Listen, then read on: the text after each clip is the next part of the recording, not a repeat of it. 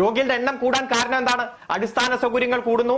ഏറ്റവും മികച്ച ചികിത്സ മൾട്ടിനാഷണൽ ഹോസ്പിറ്റലുകളിൽ പോയാൽ ലക്ഷങ്ങൾ കോടികൾ വരുന്ന ചികിത്സ ഇവിടെ ഫ്രീ ആയിട്ട് കിട്ടുന്നു.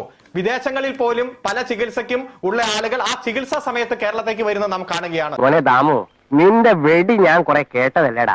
അങ്ങനെ കേരളം ചികിത്സയുടെ കാര്യത്തിൽ ലോകത്തിന് മാതൃകയായി പോകുമ്പോൾ എവിടെയെങ്കിലും ഫയലുകൾ പൂത്തിവെച്ച് വേണ്ടത്ര തരത്തിൽ സ്പീഡ് കാണിക്കാതെ അത് ബന്ധപ്പെട്ട അതോറിറ്റിയുടെ അടുത്ത് എത്തിക്കാതെ വകുപ്പിന്റെ ശ്രദ്ധയിൽപ്പെടുത്താതെ ആരെങ്കിലും ശ്രമിക്കുന്നുണ്ടെങ്കിൽ അവരെ കണ്ടെത്തി ആ പുഴുക്കുത്തുകൾ പരിഹരിക്കുകയാണ് വേണ്ടത്. അത് വഴിയേ അറിഞ്ഞോളൂ. അങ്ങനെയെങ്കിൽ പുഴുക്കുത്ത് മന്ത്രിയുടെ ഓഫീസിലും ഉണ്ട് എന്ന് വിചാരിക്കേണ്ടി വരില്ലേ? ഒരു കൊല്ലം മുൻപ് മന്ത്രിയുടെ PS-ന്റെ സമക്ഷം ഈ വിഷയം ഉയർത്തിയിട്ടുണ്ട് ഡോക്ടർ ഹാരിസ് ചിറക്കൽ. അതല്ല ഉദ്ദേശം. മന്ത്രിയുടെ ഓഫീസിന്റെ ഉള്ളിൽ ഈ വിഷയം അദ്ദേഹം ശ്രദ്ധയിൽപ്പെടുത്തിയിട്ടില്ല. അദ്ദേഹം പറഞ്ഞു മറ്റു പല വിഷയങ്ങൾ സംസാരിച്ചിട്ടുണ്ട്.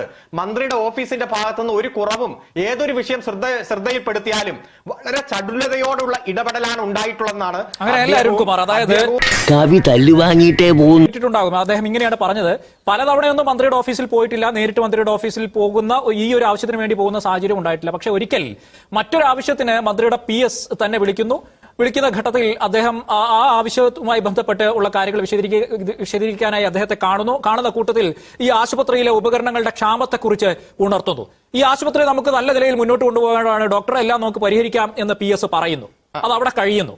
അത് കഴിഞ്ഞ് കൊല്ലം ഒന്ന് കഴിഞ്ഞു. അതിനുശേഷം കഴിഞ്ഞ 3-4 മാസത്തിനിടയിൽ DME, പ്രിൻസിപ്പൽ, ഈ പറയുന്ന സൂപ്രണ്ട് എന്ന് തുടങ്ങിയ ആശുപത്രിയിൽ താൻ റിപ്പോർട്ട് ചെയ്യേണ്ട മേലധികാരികൾക്ക് മാറി അദ്ദേഹം റിപ്പോർട്ട് ചെയ്യുന്നു. ഒരു ഫലവുമില്ലാതിരിക്കുന്നു, മനസ്സും അടുക്കുന്നു. അങ്ങനെയാണ് ഇവിടെ വരെ എത്തിയത് ഡോക്ടർ അരുൺകുമാർ. അതുകൊണ്ട് മന്ത്രിയുടെ ഓഫീസിന് അങ്ങനെ കൈകഴുകി മാറാൻ പറ്റില്ല. ആ തേണ്ടി RDPയുടെ തൊലി ഇരിക്കുകയാണ് ഉത്തമ. സഹിക്കല്ലാതെ എന്ത് ചെയ്യാം.